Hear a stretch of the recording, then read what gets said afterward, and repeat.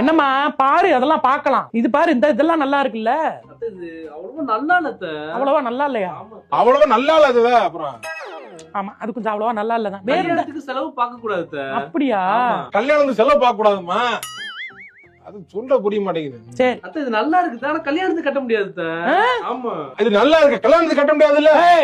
என்ன எக்கோவா? எனக்கு தெரியாதா?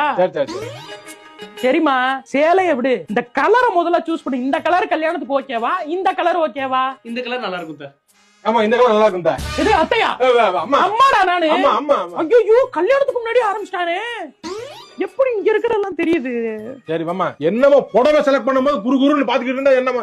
நீ வாமா, அப்படி வாமா, நீ சொல்றேன்னா வாமா. அப்ப நான் வெளியே போணுமா? இல்ல, வெளியே போடல. மாமியாரும் அம்மா பொண்டாட்டியோட உட்கார போறியா? அங்க பாப்போம்.